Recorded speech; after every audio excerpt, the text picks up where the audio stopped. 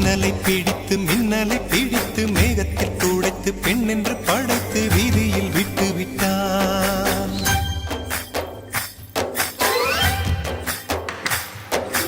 இப்படி இன்னொரு பெண்மையை படைக்க தன்னிடம் கற்பனை தீர்ந்ததை எண்ணித்தான் பிரம்மனும் மூர்ச்சையுற்றான்.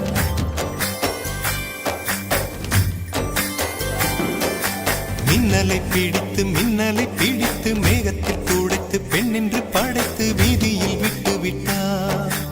இப்படி இன்னொரு பெண்மையை படைக்க தன்னிடம் கற்பனை தீர்ந்ததை எண்ணித்தான் பிரம்மனும் மூர்ச்சையுற்றார்.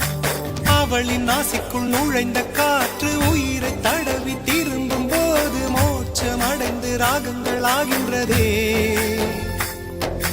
மழையின் துளிகள் அவளை நனைத்து மார்பு கடந்து இறங்கும் பொழுது முக்தி அடைந்து முத்துக்கள் ஆகின்றதே. மின்னலை பிடித்து மேகத்தில் துடைத்து பெண் என்று படைத்து வீதியில் விட்டு விட்டார்.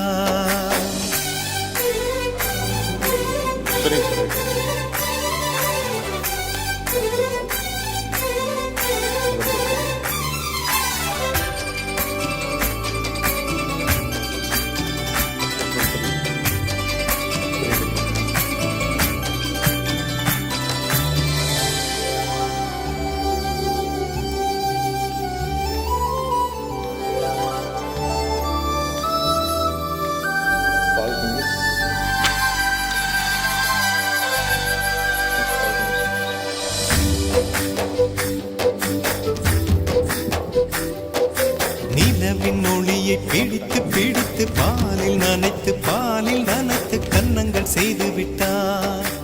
உலக மலர்கள் பறித்து இரண்டு பந்துகள் அமைத்து பெண்மை சமைத்து விட்டார். அழகு என்பது ஆண்பாலா பெண்பாலா என்பதில் எனக்கு சந்தேகம் தீர்ந்தது. அழகு என்பது நிச்சயம் பெண்பாலடா. கவிதை என்பது மொழியின் வடிவம் என்றொரு கருத்தும் இன்று உடைந்தது. கவிதை என்பது கன்னி வடிவமடா. மின்னலை பிடித்து மேகத்தில் துடைத்து பெண் என்று படைத்து வீதியில் விட்டு விட்டார்.